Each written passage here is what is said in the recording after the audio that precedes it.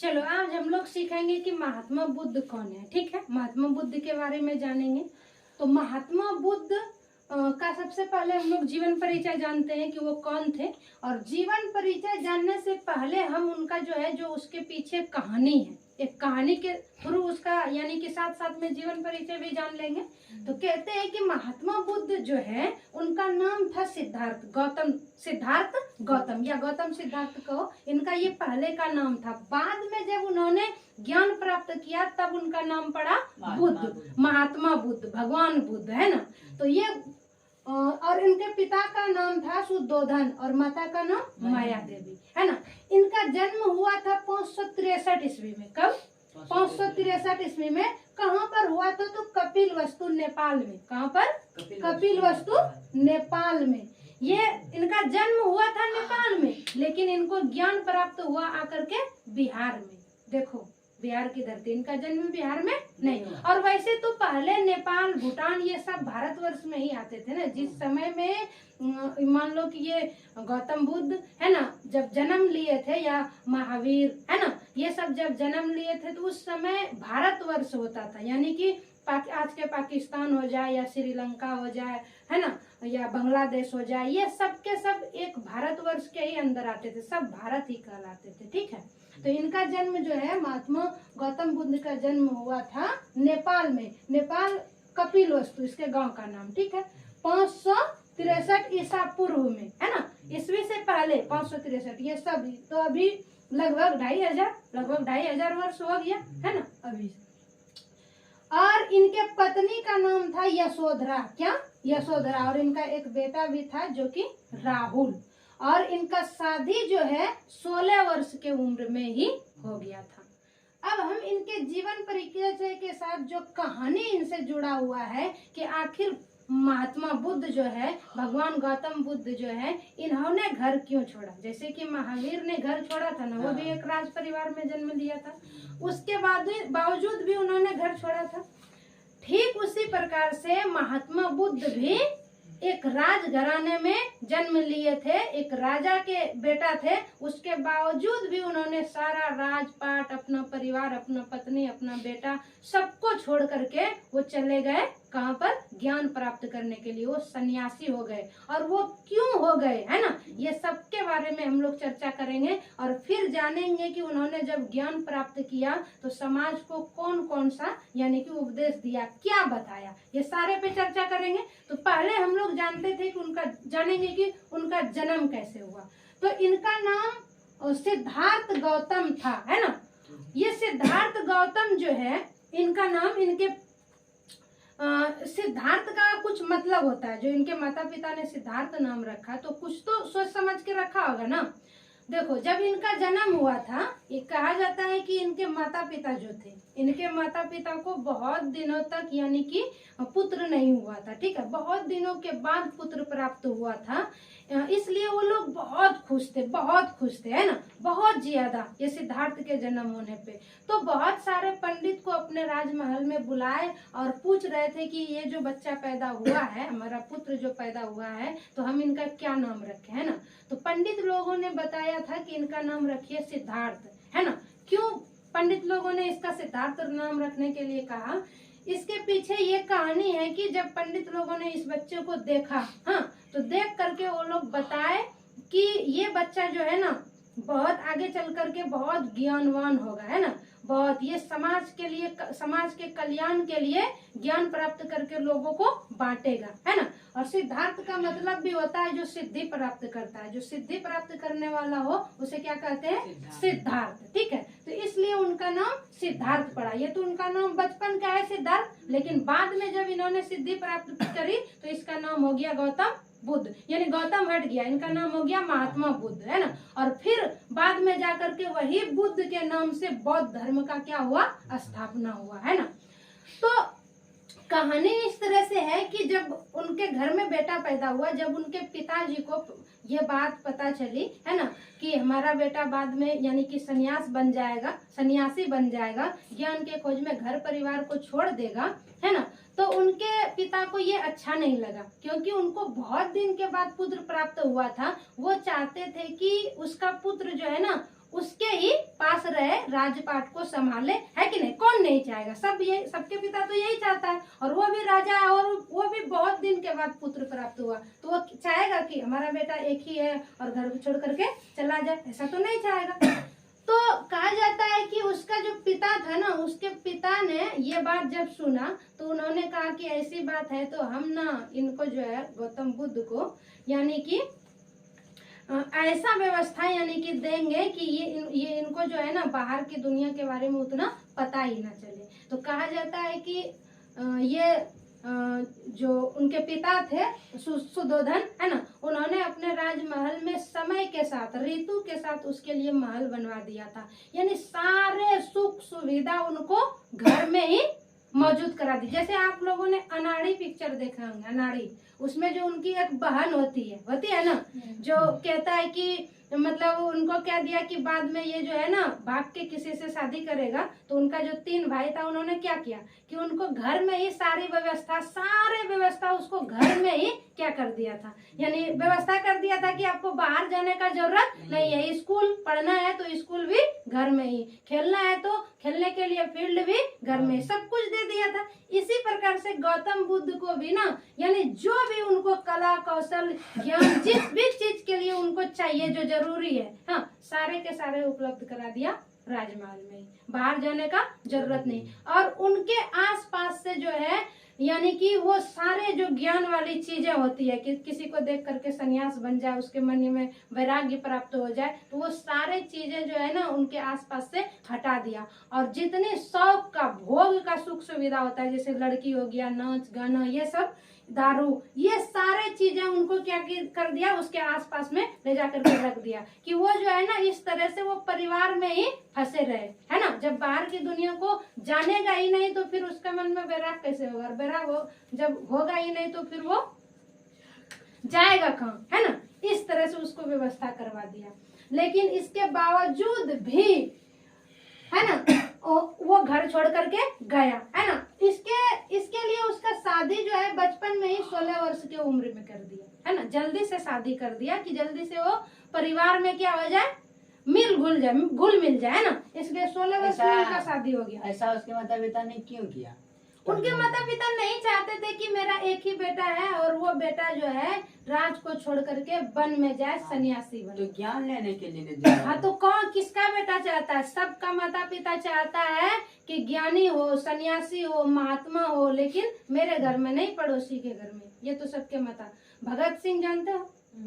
भगत सिंह 22-23 साल के उम्र में फांसी पे चढ़ गए, तो ये उसके बारे में गुणगान उनका सबको ही गाता है। हर माता पिता चाहता है कि मतलब कि भगत सिंह पैदा हो देश में, लेकिन मेरे घर में नहीं, दूसरे के घर में। कोई किसी का माता पिता ये चाहेगा? जाकर के पूछो, चाहेगा कि उस 23 साल 22 साल की उम्र में फांसी पे चढ़ जाए देश के लिए? जाके पूछो, चाहेगा?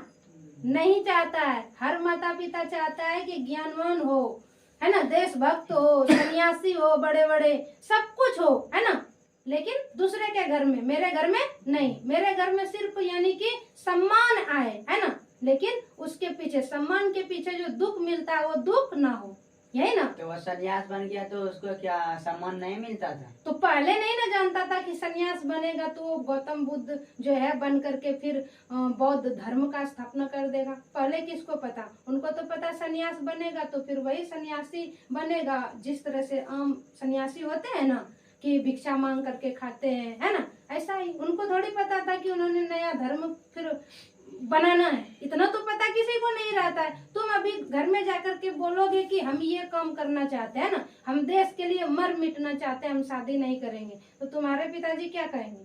तुम्हारे पिताजी को थोड़ी ना पता चल जाएगा कि तुम कितना बड़ा देशभक्त बनोगे। हाँ, तुम क्या पता भगत सिंह बन जाओगे, हाँ, तुम्हें क्या पता भीमराव अम्बेडकर बनोगे या फिर गांधी जी बन जाओगे, ये तो घर वाले को नहीं पता, है कि नहीं। तुम जा करके बड़ी बड़ी बातें बोलोगे और फिर वो नहीं मानेंगे, आपकी बात मानेंगे? नहीं मानेंगे। वो तो बीतने के बाद ना पता चलता। जब गौतम बुद्ध, जब उनके पिता जाने नहीं देते थे, इतना सुख सुविधा उनके घर में रख दिया था कि वो बाहर ना जाए, उसके बाद पता है जब गौतम बुद्ध बन करके आए फिर दोबारा भिक्षा मांगने या फिर समाज में, तो पता है उनके बेटा जो ये राहुल है ना, और उनका जो पिताजी है, वो दोनों फिर उनके साथ चले गए। उनका भिक्षुक मतलब उन्होंने भी उसी रास्ते पे अपना जीवन का फिर लास्ट में त्याग किया, वो भी उन्होंने भी घर परिवार को त्याग दिया। तो जब वो आए लौट करके, तब शुरू में तो कोई जाने देता नहीं है। तो इस तरह से उसकी कहानी थी, है ना।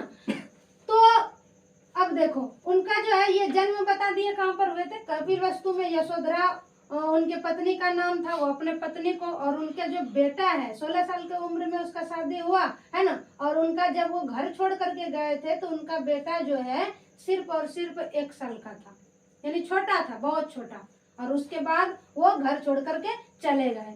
ऐसे कहानी कहता है कि वो जो है ना घर छोड़ करके पूछ करके नहीं गए, है ना। क्यों गए घर छोड़ करके, घर छोड़ करके क्यों गए, इसके बारे में अभी हम चर्चा करेंगे कि आखिर वो घर छोड़ करके क्यों चले गए। देखो इस तरह से उसको जो पूरा सुख सुविधा यानी कि दिया था, तो उनको तो कुछ पता ही नहीं था कि आदमी मरता भी है, आदमी बूढ़ा भी होता है, आदमी बीमार भी होता है ना।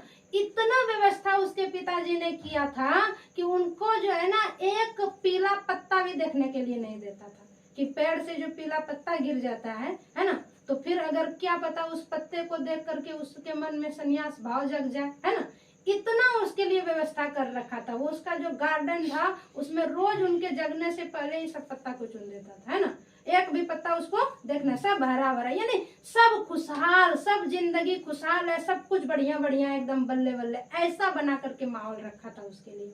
लेकिन एक दिन कहता है कि कोई फंक्शन हो रहा था, कहीं से उनको न्योता आया था, तो वो जा रहे थे कहीं पर फंक्शन में, रास्ते में, या फिर कहीं कहीं पर लोग कहते हैं कि वो एक बार देश के लिए भ्रमण करने के लिए निकले थे, ना, दुनिया को देखने के लिए निकले थे अपने रथ पे सवार होकर के सारथी के साथ, ठीक है।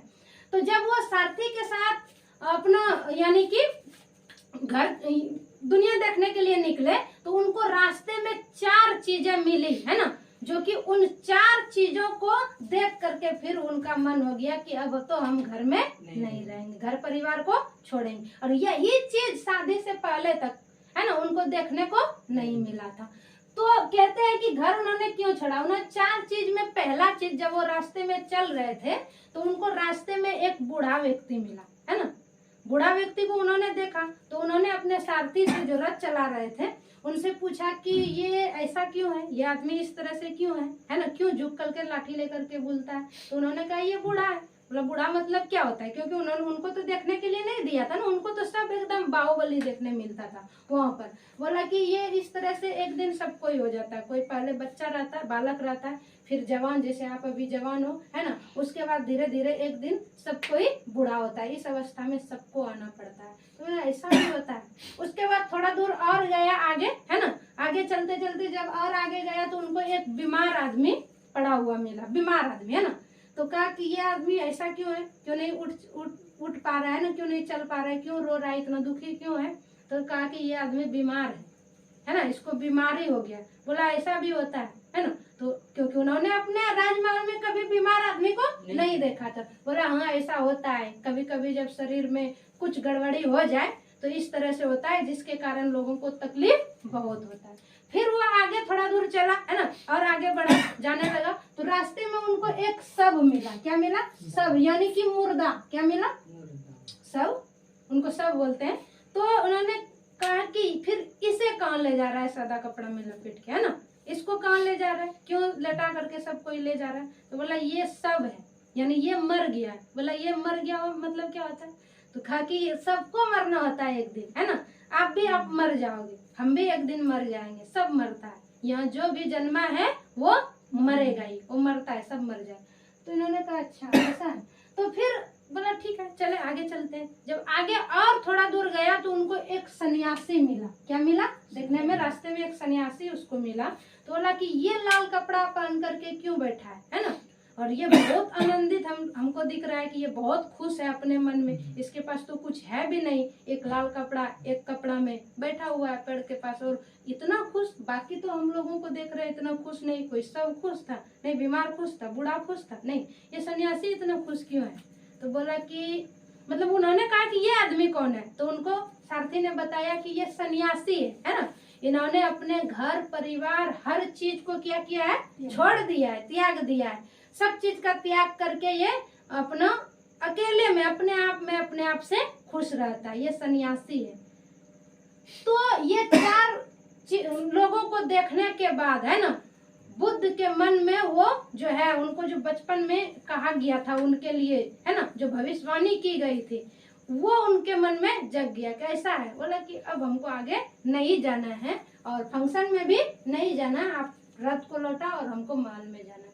वो महल में आए है ना, महल में आने के बाद उसके मन में पूरा खिचड़ी पकने लगा कि ये संसार आखिर है क्या। आज तक तो उनको देखने के लिए नहीं दिया गया था, और इसीलिए नहीं देखने के दिया गया था कि उसके लिए बचपन में भविष्यवाणी किया गया था ना, कि ये जो है अगर इस तरह की चीजों को देखेगा तो क्या हो जाएगा, उसके मन में संन्यास पैदा हो जाएगा, वैराग पैदा हो जाएगा और वो घर छोड़ करके चला जाएगा ज्ञान के खोज में।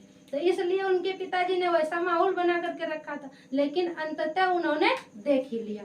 जब उन्होंने वो देख लिया तो घर जब वापस गया तो उसके मन में पूरा खिचड़ी पकने लगा कि हम क्या कर रहे हैं, जब दुनिया में इस तरह से आदमी हैं, आखिर सच्चाई क्या है, सत्य क्या है, क्यों, क्या मेरे से छुपाया जा रहा है ना, दुनिया में क्या चल रहा है और क्या मेरे घर वाले मेरे से छुपा रहा है, ऐसा कुछ उनके मन में सवाल चलने लगा है ना।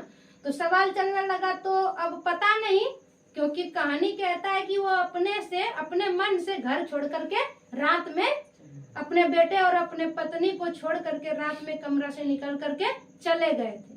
अब सच्चाई नहीं पता, इतिहास का क्या पता, उन्होंने अपने पत्नी को बोला भी होगा कि हम ज्ञान के खोज में जाना चाहते हैं, आखिर जीवन की क्या सच्चाई है ना, इसके खोज में जाना चाहते हैं, हमें समझ में नहीं आ रहा है कि असली बात है क्या है ना दुनिया में। अपने पिताजी से कहा भी होगा है कि नहीं कि हम जाना चाहते हैं, या फिर नहीं भी कहा होगा, क्योंकि उसके लिए ऐसा माहौल था कि कोई जाने के लिए तो उनको देता नहीं है ना। तो एक दिन ऐसा हुआ कि वो अपना यानी कि रात में अपने पत्नी और पिता को और अपने बेटे को है ना, और उनकी माँ जो थी वो बचपन में ही मर गई थी। 1 साल का जब वो था, जन्म हुआ था जब सिद्धार्थ का, जब वो 1 साल का था तभी उनकी माँ मर गई थी, उनकी माँ नहीं थी है ना। तो सबको छोड़ करके, अपने सारा राजपाट को छोड़ करके वो 29 साल के वर्ष में, 29 साल के आयु में वो घर छोड़कर क्या हुआ, चला गया।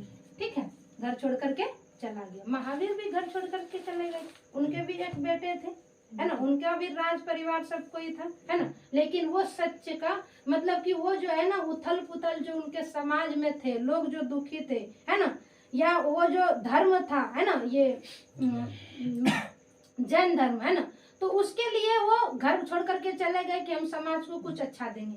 ठीक उसी प्रकार से महात्मा बुद्ध भी, गौतम सिद्धार्थ भी अपने घर को छोड़ करके चले गए। ये किस चीज का, ये सच्चाई का, सत्य का खोज के लिए ये निकला है, क्योंकि इनको जो भ्रम में इनके घर वाले रखा था है ना, जब ये बाहर निकला तो ये कुछ और देखा दुनिया में, और घर में उसका माहौल कुछ और था, तो ये हो गया कंफ्यूज है ना।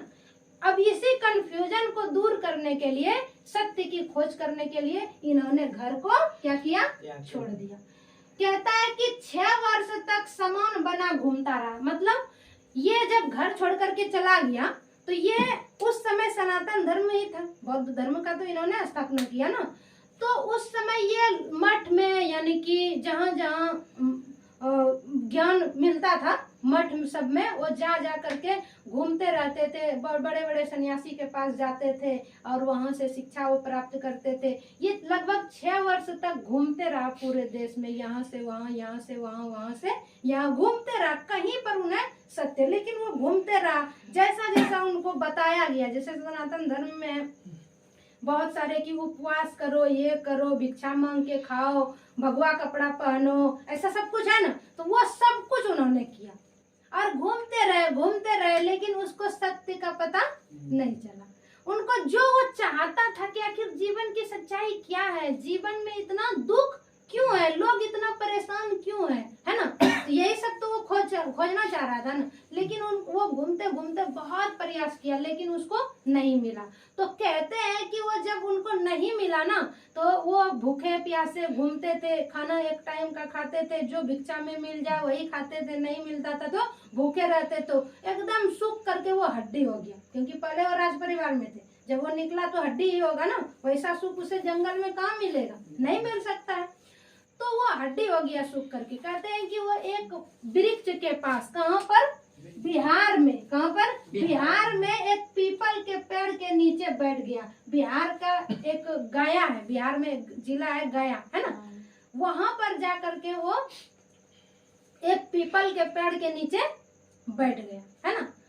अब क्या करेगा, है ना, बैठ गया तो बैठे रहे। उनके मन में हुआ कि जब तक अब हमको ज्ञान नहीं प्राप्त होगा ना, तब तक यहाँ से हम उठ करके नहीं जाएंगे। ऐसा उनके मन में, उस जगह वो बैठे रहे। तो कहता है कि जिसको उसी वृक्ष को अभी बोध वृक्ष के नाम से जानते हैं। अभी जो वृक्ष है, अभी हम लोग जो बिहार में गया में जो बोध वृक्ष है, बोधि वृक्ष, जिस वृक्ष के नीचे बैठ करके उनको ज्ञान प्राप्त हुआ था सिद्धार्थ गौतम को, और वहां से उस जगह से वो गौतम बुद्ध बने, है ना। तो कहता है कि उनको 49 दिन में बोध प्राप्त हुआ था। गया में 49 दिन में उनको ज्ञान प्राप्त हुआ था। कितना दिन में? 49 दिन में। उस पेड़ के नीचे वो बैठे रहे तो उनको पता चला कि आखिर जो हम इतना घूम रहे हैं, इतना जो हम घूम करके, उन्होंने सोचने लगा कि हम जो इतना दिन से घूम रहे हैं, आखिर हमको क्या चाहिए, है ना, जो हम खोज रहे हैं और हमको संसार में नहीं मिल रहा। तो फिर उस जगह बोले कि जो भी चाहिए, जब तक हमको नहीं मिलेगा तब तक हम इस जगह से हिलेंगे नहीं। तो वो उस जगह बैठे रहे। तो एक दिन आया, उस दिन पूर्णिमा का दिन था, है ना। पूर्णिमा के दिन उनको आत्मज्ञान प्राप्त हुआ, है ना। आत्मज्ञान मतलब वही जो गीता में हम लोग पढ़ते हैं। उनको अपने आप से ज्ञान प्राप्त हुआ कि दुख जो है ना संसार में है, और जो चीज हम खोजते हैं, सुख का कारण खोजते हैं, वो संसार में नहीं है, इस भौतिक पदार्थ में नहीं है, बल्कि हमारे अंदर में है ना। जब उनको ज्ञान प्राप्त हुआ उस वृक्ष के पास, है ना, तब जा करके वहां से उठ करके फिर वो वापस कहाँ चला गया? समाज में। जब उन्हें सब कुछ जो चीज के लिए वो घूम रहा था कि दुनिया में लोग दुखी क्यों है, इसका कारण बताएंगे, है ना, ये मौत क्या है, अंतिम सत्य क्या है, इंसान को किस तरह से रहना चाहिए, उसका व्यवहार कैसा होना चाहिए, यही सब ज्ञान है ना। तो इस तरह के उनको जब ज्ञान प्राप्त हुआ तब जा करके उस समय से वो वहां से उठ करके चले गए। कहाँ गए? समाज में चल गए। अब समाज में गया क्योंकि अब ज्ञान प्राप्त हो गया, तो अब वो ज्ञान को क्या करेगा? खुद ही अपने मन में रख करके बस बैठल रहेगा नहीं ना। अब तो वो जाएगा ना, उठ करके वो गया समाज में, और समाज में जाने के बाद उन्होंने अपने ज्ञान जो उन्होंने प्राप्त किया है ना, उसको फैलाने का काम किया। तो देखो, वो पहले सनातन धर्म थे, है ना, और फिर जब उनको ज्ञान प्राप्त हुआ तो उन्होंने अपना एक बौद्ध धर्म, है ना, स्थापना किया। क्योंकि उनको जो लगा कि ये जो सनातन धर्म है ना, ये सनातन धर्म उतना अच्छा मतलब कि नहीं है, क्योंकि सनातन धर्म में ना बहुत ये पंथ होता है, जाति पाति होता है कि नहीं, यानी समानता नहीं है ना, और बहुत उलझा हुआ है। तो इन्होंने जो धर्म दिया लोगों को, वो एक सुलझा हुआ ज्ञान दिया, सुलझा हुआ धर्म दिया, उस जिसमें कि समानता हो, है ना, जिसमें कि अंदर की बातें बताया जाए, और जिसमें कि लोगों को आनंद मिले, है ना, आनंद प्राप्त हो, ऐसा उन्होंने ज्ञान दिया। तो कहते हैं कि ये जो है समाज के ओर चले फिर उपदेश देने के लिए। तो समाज के ओर उन्होंने, अब देखो, वो आपका 29 वर्ष में घर छोड़ करके गए, कहते हैं कि वो 80 वर्ष में अपना शरीर का त्याग किया। तो 29 वर्ष से लेकर के कुछ दिन उनको ज्ञान प्राप्त करने में लगा, उसके बाद उन्होंने समाज में ही बिताया। मतलब अपने जीवन का आधा समय किसको दिया? समाज को दिया कि नहीं दिया? तो फिर वो समाज में चलेगा। अब समाज में जब गए तो उसका देखो, ये एक यहाँ पर तो कितना उन्होंने ज्ञान दिया है ना, उनके किताब में कितना कुछ लिखा हुआ है हमारे जीवन को बदलने के लिए। ये सारे बातें तो यहाँ पर चर्चा नहीं की जाती है, की जा सकती है। उसके पीछे क्योंकि उन्होंने अपने जीवन का आधा समय समाज कल्याण के लिए ही दिया है कि नहीं दिया है, तो उसके पीछे बहुत सारी घटना भी हुई होगी, और उस घटना को जब हम लोग सुनेंगे पढ़ेंगे तो उससे हमें ज्ञान भी प्राप्त होगा कि नहीं होगा। तो कहते हैं कि वो जब समाज में गए तो उन्होंने मुख्य चीजें हम यहाँ बताते हैं कि आखिर वो किस विषय पर उन्होंने बात किया, वापिस ज्ञान प्राप्त करके आकर के उन्होंने किस चीजों पे बात किया। तो कहते हैं उन्होंने अहिंसा को, है ना, अहिंसा को आगे रखा कि हिंसा नहीं करना। ये तो जैन धर्म में भी है, जैन धर्म में, हिंदू धर्म में भी यही है, तो इन्होंने भी कहा कि हिंसा नहीं करना, अहिंसा, है ना, हिंसा नहीं करना है, अहिंसा को अपनाना है। मतलब कि जैन धर्म में तो बहुत ज्यादा है ना, जैन धर्म में तो बहुत हिंसा जो है, छोटा छोटा चींटी का भी वो लोग हिंसा करना नहीं चाहते। फिर इन्होंने दूसरी बात कही कि लोगों को सत्य बोलना चाहिए, सत्य रास्ते पे चलना चाहिए। और उन्होंने कहा कि चोरी नहीं करना चाहिए, चोरी नहीं करना चाहिए, धन जमा नहीं करना चाहिए। जैन धर्म के ही अकॉर्डिंग ये भी चल रहा है ना। मद का सेवन नहीं करना चाहिए, मतलब दारू नहीं पीना चाहिए, और समय भोजन नहीं करना चाहिए। ये भी अच्छा चीज नहीं है, जब मन तब भोजन नहीं करना चाहिए, ये अच्छी नहीं है, शरीर के लिए अच्छा नहीं है। सभी जीव पर दया करना चाहिए, सारे जीव, दुनिया में जो भी छोटा बड़ा है ना, जितना भी जीव है, हर जीव पे क्या करना चाहिए, दया करना चाहिए। जीवन दुख है, इन्होंने कहा जीवन क्या है, दुख है। जब तक इनको समझोगे नहीं तब तक जीवन क्या है, दुख है। अब देखो, तो ये उपदेश है इनका, क्या है, उपदेश। इस तरह से इनके पीछे बहुत सारे कहानियां हैं। जैसे कि एक कहानी आप लोगों ने भी सुना होगा गौतम बुद्ध का, कि गौतम बुद्ध एक उंगली माल थे, है ना, उंगली माल सुना, मतलब उंगली माल एक थे डाकू, है ना, जो जंगल में रहते थे। उन्होंने प्रतिज्ञा किया था कि हम 101 आदमी को मार करके उंगली काट के अपने गले में पहनेंगे, ऐसा उन्होंने प्रतिज्ञा किया था। ऐसा प्रतिज्ञा उस डाकू ने क्यों किया था, उंगली माल डाकू ने? क्योंकि वो जो उंगली माल डाकू थे उनके साथ समाज ने कुछ गलत किया था। क्या किया था? गलत किया था। इसमें क्रोध होकर, देखो जितना भी अभी डाकू ये वो बनता है लोग, है ना, क्रोध में किसी का हत्या कर देता है वगैरह वगैरह, तो उसके पीछे कोई ना कोई कारण हो सकता है। उसको समाज ने कुछ गलत यानी कि उसके साथ किया हो, इसलिए वो जा करके बन जाता है। जैसे फूलन देवी है ना, समाज ने उनके साथ गलत किया, कई लोगों ने मिल करके रेप किया, तो वो फूलन देवी बन गए, है ना। और वो उन्होंने फिर समाज में यानी वो बन गई, और एक तरह से कहो कि वो डाकू ही कहो, इस तरह से जंगल में रहने लगी और उस तरह का मतलब जो गलत करता था जेंट्स लोगों को मारने लगी। तो उसी प्रकार से वो जो डाकू उंगली माल थे, है ना, उसके साथ समाज ने गलत किया था, तो उन्होंने प्रण ले लिया कि हम 101 लोगों को मार करके उसके उंगली काट करके क्या करेंगे, गला में पहनेंगे। तो वो ऐसा ही करता था। तो कहते हैं कि उन्होंने डाकू उंगली माल ने 100 लोगों को मार दिया था। उस रास्ते जहाँ पर वो रहता था ना, उस रास्ते से कोई आदमी अगर गुजरता था तो उसको पकड़ करके वो मार देते थे और उसका उंगली काट करके गले में पहन लेते थे। तो उन्होंने 100 आदमी को मार दिया था। अब बचा यानी एक था लास्ट, है ना। तो पूरे यानी कि पूरे एरिया में लोगों को पता था कि लास्ट आदमी को मारना है उनको, डाकू को। तो वहीं पर उसी एरिया में एक बार गौतम बुद्ध अपना शिक्षा को बांटने के लिए, देने के लिए, ज्ञान फैलाने के लिए उसी एरिया में गए हुए थे। जब गौतम बुद्ध को पता चला कि यहाँ पर एक डाकू रहता है ना, जो कि 100 लोगों को मार दिया, उसका प्रतिज्ञा 101 लोगों को मारने का, है ना, तो अब वो उसके तलाश में बैठा हुआ है। तो इन्होंने कहा कि मैं जाऊंगा। तो लोगों ने कहा कि आप नहीं जाइए, लास्ट है, आप जाएंगे तो आपको मारेंगे ही, और हम लोग नहीं चाहते हैं कि आपको खो दे, है ना, आप नहीं जाइए। तो गौतम बुद्ध ने कहा कि मैं नहीं जाऊंगा तो कौन जाएगा, मैं नहीं जाऊंगा तो कौन जाएगा, मैं ही जाऊंगा। तो वो चले गए। और वहां जब गए ना गौतम ये उसके डाकू के पास, उंगली माल के पास, तो वो दूर में एक पत्थर पे बैठा हुआ था। वही उस रास्ते से जो गुजरता था तो वो पकड़ देता था और उसको मार देता था। तो ये आ रहा था, एकदम साधु है, सन्यासी है, तो अपने झूमते हुए चाल में आएगा ही ना, आ रहे थे। तो उन्होंने कहा है साधु रुक, तुम कहाँ जा रहा है, तुमको पता नहीं कि ये रास्ता से गुजरने वाले को हम जिंदा नहीं छोड़ते हैं। तो गौतम बुद्ध कुछ नहीं बोले, जा रहे हैं जा रहे हैं।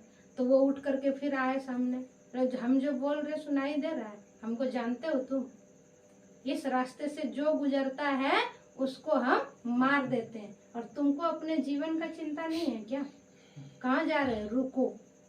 तो गौतम बुद्ध ने कहा हम तो कब के रुक चुके हैं, तुम अभी चल रहे हो।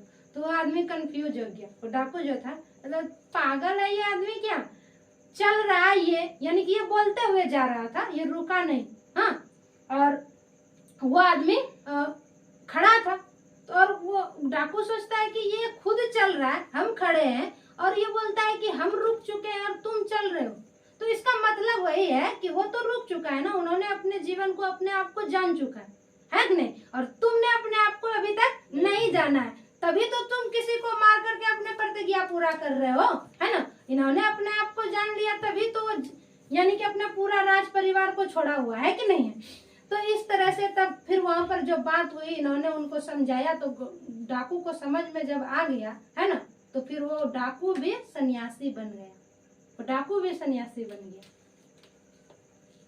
तो इसी तरह से इसके पीछे, गौतम बुद्ध के पीछे बहुत सारे कहानियां हैं, बहुत सारे, जो कि एक लेडीज थी, है ना, कि वो जो उसका बेटा मर गया था, तो वो बोल रही थी कि हमारा बेटा मर गया, इसको हमको जिला दो, है ना, ऐसा कुछ कहानी आप लोगों ने सुना होगा। तो गौतम बुद्ध ने उनको भेज दिया गांव में कि आप उसके घर से जा करके एक मुट्ठी सरसों लाओ या चावल लाओ, जिसके घर में एक भी आदमी मरा ना हो कभी भी।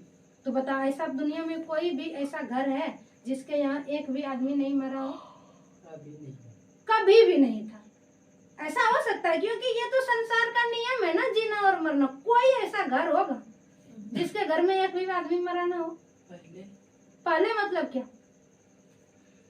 तुम्हारे घर में अभी नहीं मरा है तुम्हारे सामने, तो इसका मतलब ये क्या है कि तुम्हारे घर में कोई मरा ही नहीं? मरा है। हाँ, तो जब धरती पे मनुष्य आए थे तो वो उस समय बोला कि जाओ खोज करके आओ अभी। उस समय का बात नहीं है। किस समय का? जिस समय की मनुष्य धरती पे आए थे, तो उस समय का ये बात नहीं है। मनुष्य धरती पे आए थे तो फिर मरे नहीं थे? गौतम बुद्ध ने कहा था, गौतम बुद्ध के समय की बात, आज से 2500 साल पहले की बात है ना, समझा? तो ये कहानी है उसके पीछे, इसमें हर कहानी में हमें कुछ न कुछ सीखने को मिलती है ना? तो अब देखो, तो ये हुआ गौतम बुद्ध का यानी कि थोड़ा बहुत परिचय, है ना, क्योंकि पूरा गौतम बुद्ध का पूरा जीवन, उन्होंने पूरे जीवन में जो अपना एक धर्म का स्थापना उन्होंने कर दिया, है ना। तो अब सोचो कि धर्म में कितनी सारी, उनके लिए एक बुक होगा, है कि नहीं है? तो जिसको कि लोग फॉलो करता है, उसके बताए हुए ज्ञान के रास्ते पे लोग चलता है ना, तो वो तो बहुत बड़ी है। तो थोड़ा बहुत उनके बारे में हम लोगों ने जाना कि ये जो गौतम बुद्ध है, इन्होंने सनातन धर्म को छोड़ करके एक अलग रास्ते पे लोगों को चलने के लिए कहा। क्यों कहा? क्योंकि सनातन धर्म में जो है बहुत सारी क्या थी, यानी कि मतलब शाखा, जैसे कि डॉक्टर होता है ना, पहले जमाने में एक डॉक्टर, यानी कि एक डॉक्टर होता था, वो पूरे शरीर का इलाज करता था कि नहीं? आंख खराब हो, कान खराब हो, दांत खराब हो, पेट खराब हो, या कुछ भी खराब हो, वही इलाज करेंगे। लेकिन आज के समय में ऐसा है? आज के समय में आंख के लिए अलग, नाक के लिए अलग, दांत के लिए अलग, कान के लिए अलग, आपके हड्डी के लिए अलग, है कि नहीं है? तो इसी तरह से सनातन धर्म में बहुत सारी शाखाएं, इसमें जाति, धर्म, है ना, पंथ और सारी चीजें, संस्कृति बहुत सारी, है कि नहीं, मान्यता, परंपरा, रूढ़िवादी, बहुत सारी चीजें थी, है ना। तो ये इनको पसंद नहीं आया कि लोग जो है ना इतने सारी चीजों में फंस करके अपने आप को क्या करते हैं, यानी कि इसमें जितना सारी चीज है कि लोग अपने आप को उसी में उलझ करके रह जाते हैं और अपना मुक्ति नहीं कर पाते हैं। तो इन्होंने एक आसान सा सीधा सा रास्ता अपनाया, लोगों को दिया, जिसमें कि देखो, बौद्ध धर्म जो है, बौद्ध धर्म में जाति पाति नहीं होता है। बौद्ध धर्म में कोई जाति पाति नहीं है, जो ये जात पात से ऊपर है ना, सब एक है, कोई जाति पाति नहीं। और जैसे हम लोगों में ये देवदाब है, ये चमार है, ये ब्राह्मण है ना, दो कितना सारे जात है कि नहीं? कर्म के हिसाब से भी 4 भागों में बांट दिया है कि ये शूद्र है, ये वैश्य है, ये ब्राह्मण है, ये क्षत्रिय है, ऐसा करके बांट दिया है। लेकिन गौतम बुद्ध ने ये सारे संस्कृति, ये सारे शाखाएं जो है, इनको छोड़ करके लोगों को समानता का पाठ पढ़ाया, है ना। सब एक है ना, सब एक है, सब कोई ज्ञान प्राप्त करेगा, सब सही रास्ते पे चलेगा, सब अहिंसा के रास्ते पे चलेगा, सब सत्य के रास्ते पे चलेगा, कोई भी चोरी नहीं करेगा, कोई भी धन जमा नहीं करेगा, शराब नहीं पिएगा, ऐसा कुछ इस तरह से बहुत सारे उन्होंने ज्ञान दिया। उससे हट करके अलग धर्म का स्थापना किया।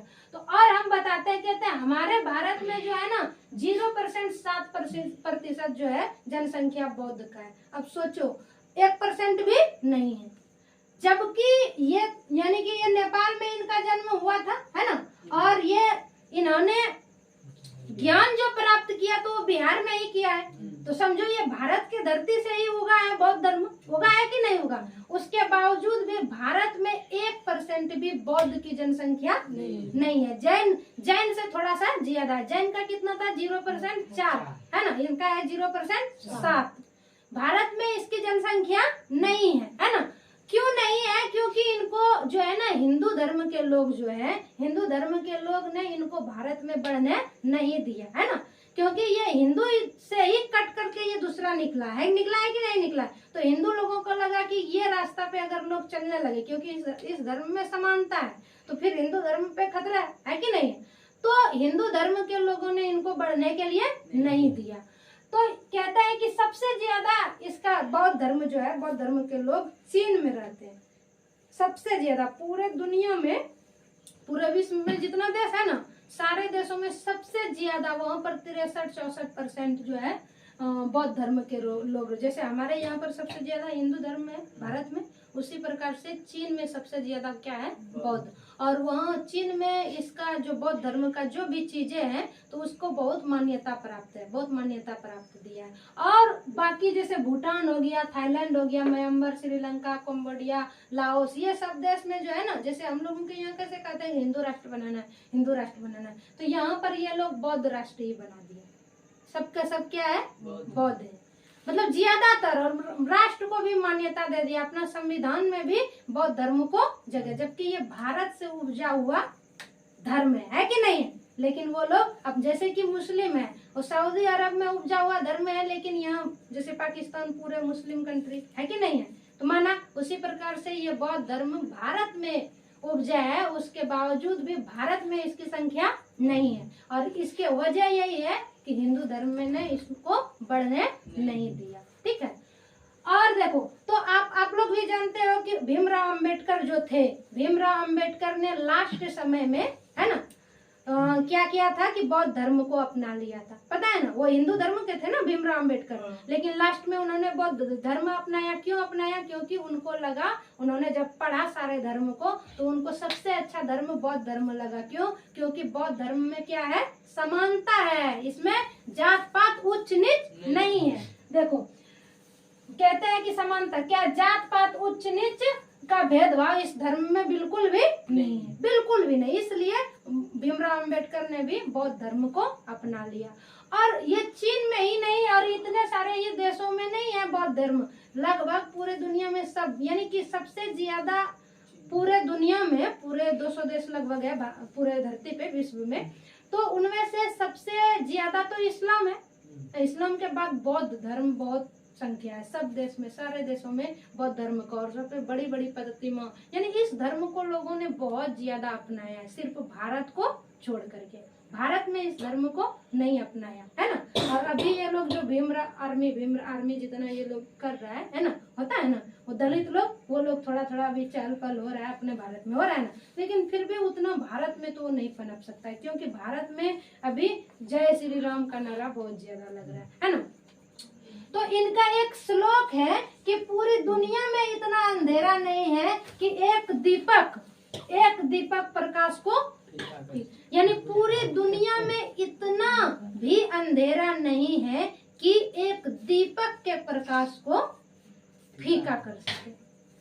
ये गौतम बुद्ध का वाणी है। मतलब कहने का मतलब ये है कि ज्ञान जो है ना, ज्ञान अगर आपको थोड़ा सा भी है तो आपकी अज्ञानता दूर होना ही होना है। मान लो कि पूरी घनी अंधेरा है, पूरा एकदम अंधेरा, उसमें अगर हम एक दीपक जला देंगे तो क्या अंधेरा के अंदर दीपक समा जाएगा? नहीं, दूर से भी वो दीपक दिख जाएगा, दिखेगा कि नहीं? उसी प्रकार से आप कितना भी अज्ञानता में प्रवेश किए हुए हैं, कितना भी आप में अज्ञानता है, मूर्खता है ना, फिर भी अगर आपको ज्ञान का एक भी ज्योति आपके अंदर गया तो वो ज्योति आपका अज्ञानता उसको मार नहीं सकती है ना, बल्कि वो ज्ञान की प्रकाश आपकी अज्ञानता को क्या कर देगा? मार देगा।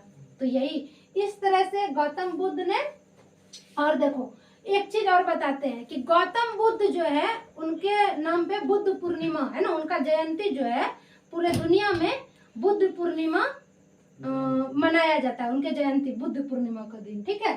क्योंकि इनका जो है ना गौतम बुद्ध का जन्म भी हुआ था पूर्णिमा के दिन, मृत्यु भी पूर्णिमा के दिन, और जिस दिन उनको ज्ञान प्राप्त हुआ था, जब वो उस वृक्ष के नीचे बैठा हुआ था, है ना, उस वृक्ष के नीचे बैठा हुआ था, तो उनको ज्ञान प्राप्त हुआ ना, जिस दिन उनको समझ में आई कि हम जो दुनिया में खोज रहे नहीं है अंदर है, तो वो दिन भी था पूर्णिमा का। तो इसलिए बुद्ध पूर्णिमा के नाम से, यानी कि पूर्णिमा के दिन उनका जयंती को मनाया जाता है।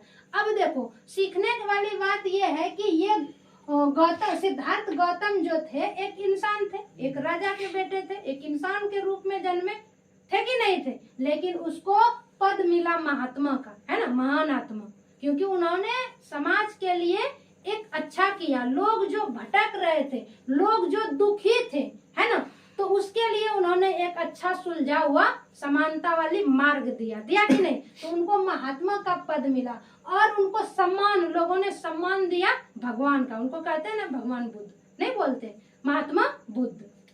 ज्ञान प्राप्त करने के बाद उनका नाम बुद्ध पड़ गया, है ना। तो ये एक इंसान भी अगर, वही वाला जैन में जो हम बताए थे, जैन धर्म में, कि एक इंसान भी चाहे अगर हर चीज को अपना, यानी अपने आप को अगर वो जान ले, है ना, अपने आप को अपने अंदर वो अगर जान ले, तो या फिर यानी कि कुछ समाज में देने के लिए काम करे, जिए, तो फिर उसे लोग सम्मान भी देता है, पद भी देता है कि नहीं देता है। तो ये था महात्मा बुद्ध के बारे में, उनके जीवन परिचय, उनका बायोग्राफी, उनके बारे में थोड़ा सा नॉलेज, क्योंकि पूरा तो नहीं, क्योंकि वो इतने बड़े हैं कि उनके बारे में पूरी तरह से तो चर्चा नहीं किया जा सकता, है ना। अब आप लोगों के मन में कोई सवाल हो इस पे तो आप लोग कर सकते हैं। चीन में सबसे ज्यादा बौद्ध धर्म है ना, फिर भी वहाँ पे अहिंसा इतना ज्यादा क्यों होता है? कहाँ अहिंसा होता है? चीन में तो हम बहुत वीडियो में देखते हैं कि बहुत सारा अहिंसा, ये करते वो करते। देखो, कोई भी चीज है समय के साथ क्या हो जाती है, बदल जाती है। क्या होता है? बदलता है। कोई भी चीज हो, बौद्ध धर्म जो है, बौद्ध ने जो चीज दे करके गया, तो बाद में उस धर्म में भी टुकड़ा हो गया, है ना। कुछ लोगों ने मांस मछली, बौद्ध धर्म के ही जो अनुयायी है, कुछ अनुयायी है कि वो मांस मछली खाते हैं, है ना, और कुछ है कि नहीं खाते हैं। तो वो बाद में टुकड़ा होते जाते हैं ना, एक एक चीज लोग लेकर के लोग आगे बढ़ जाते हैं ना। तो जब वो टुकड़ा होता है तो जो मान्यता थी वो धीरे धीरे धीरे धीरे क्या हो जाता है, समाप्त। कोई भी चीज नया है वो पुराना होता है कि नहीं होता। उसी प्रकार से गौतम बुद्ध ने पहले जो सनातन धर्म में थे तो उसकी शाखाएं बहुत थी, तो वो थोड़ा सा वहां पर कुछ रूढ़िवादी हो रहा था, इनको लगा ये ठीक नहीं है, इन्होंने नया स्थापना किया। तो ऐसा है नहीं है कि ये नया है तो फिर यानी कि इसमें कोई खामियां नहीं आएगी, क्योंकि एक हाथों में जब चीजें रहती है ना तो वो ठीक ठाक रहता है, लेकिन वही चीजें जब दूसरे सबके हाथों में चला जाता है तो फिर अभी तो गौतम बुद्ध नहीं है ना, उनके जो अनुयायी है ना, अभी जो उनके भक्त है, वो जो करेगा वही करेगा, वो तो आ नहीं सकते दोबारा। उन्होंने अर्थ का अनर्थ कर दिया, अगला वाले पीढ़ी को हम कहते हैं कि अभी जिसको हम लोग गुरु मानते हैं वो हमें जो बताएगा हम वही सीखेंगे ना। हम अभी मान लो कि तुम लोगों के इनके बारे में जो भी कुछ बता रहे हैं तो आप लोगों के माइंड में अभी तो यही गया ना। अब आप अगर दूसरे को समझाओगे तो यही समझाओगे ना, समझाओगे कि नहीं समझाओ। अगर आपने ज्ञान प्राप्त किया और रिसर्च किया है ना तो आपको लगेगा कि नहीं ये चीज इन्होंने गलत बताया था, ये नहीं है। अभी जैसे कि हम इनके जीवन का कहानी अभी बताए कि नहीं बताए, तो इनके जीवन का जो कहानी बताए तो गौतम बुद्ध का जब दूसरे किसी से सुनोगे ना तो दूसरे ने दूसरे तरह से सिखा बताएगा। जैसे अभी उंगली वाल का हम कहानी बताया ना, तो हम जिस तरह से बताए तो ऐसा नहीं है कि सारे बताने वाले लोग आपको इसी तरह से बताएं, वो कुछ और अपना एग्जाम्पल दे करके बताएंगे। तो इस तरह से जो है ना, जब आगे बढ़ते बढ़ते अर्थ का क्या हो जाता है, अनर्थ हो जाता है। तो इसमें अभी कुछ लोग हैं अभी जो कि मांस मछली खाता है। जैसे हिंदू धर्म में कैसे है, कुछ कहते हैं कि नहीं हिंसा नहीं करना है, कोई बलि तो दे ही रहा, दे रहा है कि नहीं दे रहा। तो सब अपना अपना मान्यता लेकर के आगे बढ़ जाते हैं जब चीजें बदलती रहती है। लेकिन हाँ, इस धर्म में आज भी एक चीज है जो कि बहुत अच्छी है, वो समानता है। इसमें जात पात नहीं है, इसमें नहीं कहते तुम चमार हो, तुम ये हो, तुम वो, है ना। तो ये धर्म का एक खूबसूरती है कहे तो। और कोई सवाल? और कोई सवाल नहीं? तो ठीक है तब। तो इस वीडियो में आज के लिए इतना ही। अगर आप लोगों को ये प्रयास अच्छा लगता हो तो आप लोग सपोर्ट करें।